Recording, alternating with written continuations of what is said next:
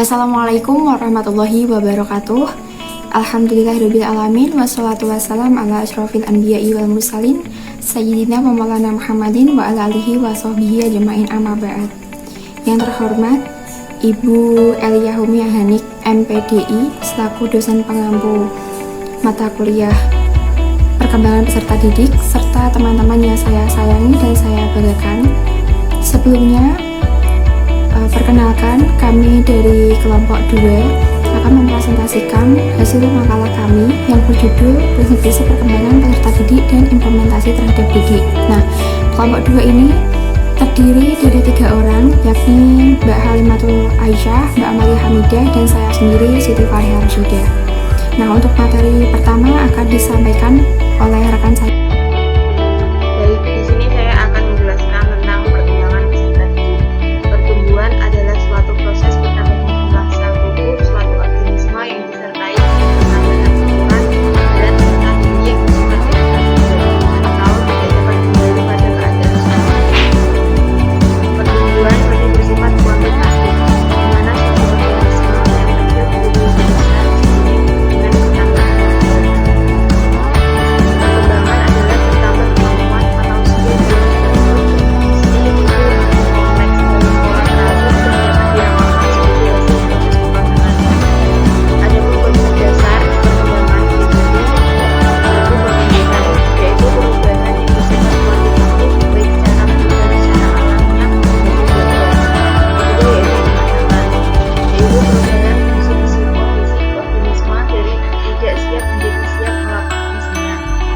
Ketiga yaitu belajar, yaitu perubahan perilaku sebagai akibat pengalaman disengaja, bertujuan atau terarah baik secara kualitatif maupun kuantitatif.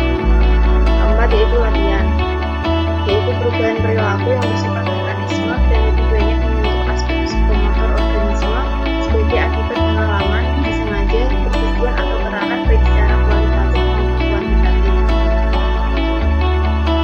Perkembangan peserta didik merupakan bagian dari pengkajian dan penerapan psikologi perkembangan yang secara khusus mempelajari aspek-aspek perkembangan individu yang berada pada tahap usia sekolah dan psikologi perkembangan.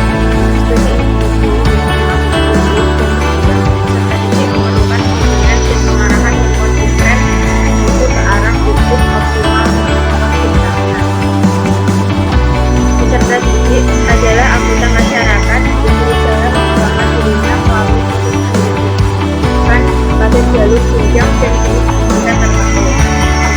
Undang-Undang Nomor 20 Tahun 2003 Diknas Pasal 1 Ayat 4 menjelaskan bahwa peserta didik yaitu semua komponen masyarakat yang belajar dan mengembangkan diri melalui prosedur baik di profesi formal maupun non formal.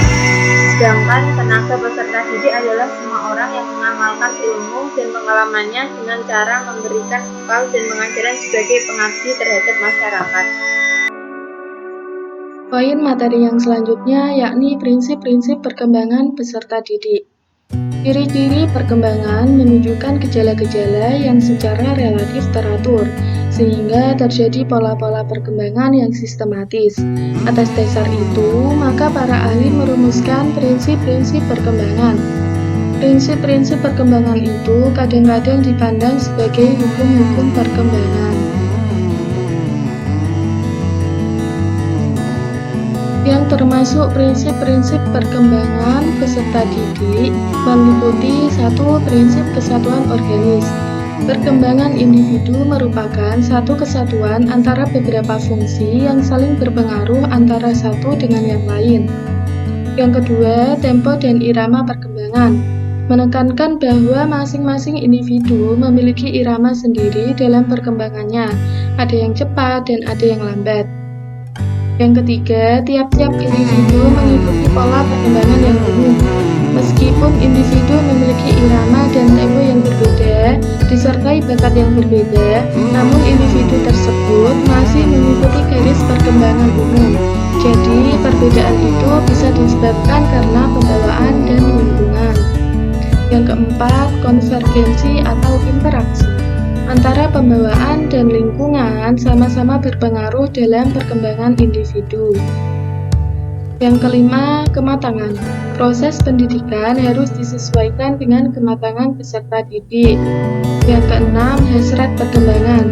Setiap hasrat perkembangan terdapat hasrat untuk mempertahankan diri dan mengembangkan diri. Yang ketujuh, fungsi psikis tidak timbul secara berturut-turut namun secara bersamaan. Maksudnya, kegiatan menulis melibatkan fungsi ingatan, pikiran, perasaan, dan gerakan secara bersamaan. Yang kedelapan, perkembangan mengikuti proses diferensiasi dan integrasi. Dengan bertambahnya umur, perkembangan individu akan semakin maju juga, sehingga terjadi suatu proses diferensiasi dan integrasi. Yang kesembilan, pertumbuhan dan perkembangan membutuhkan suatu asuhan. Yang dimaksud yaitu dengan asuhan atau bimbingan menyadari secara baik bahwa apa yang diberikan kepada para peserta didik itu baik dan sesuai dengan tahapan perkembangannya yang sudah dirancang secara terencana. Dari uraian di atas dapat disimpulkan bahwa perkembangan itu memiliki prinsip-prinsip hukum yang menggambarkan bahwa proses perkembangan itu terjadi secara teratur, sistematik, bertahap, dan tidak terjadi secara tiba-tiba, serta dipengaruhi oleh faktor-faktor tertentu. Kemudian dijelaskan juga dalam prinsip perkembangan peserta didik bahwa setiap individu mengalami perkembangan yang berbeda dengan individu lainnya dan terjadi secara diferensiasi dan integrasi. Selanjutnya, materi akan disampaikan oleh teman saya, yakni Siti Fariha Rashida. Kepadanya dipersilahkan. Baik, yang pertama yaitu implikasi perkembangan biologis dan perseptual. Nah, secara fisik, anak usia sekolah dasar itu memiliki karakteristik tersendiri yang berbeda dengan kondisi fisik sebelum dan sesudahnya. Nah, maka dari itu, proses perkembangan biologis atau perkembangan fisik mencakup perubahan dalam tubuh individu seperti pertumbuhan otak, otot, sistem syaraf, struktur tulang, hormon, organ-organ, dan lain-lain.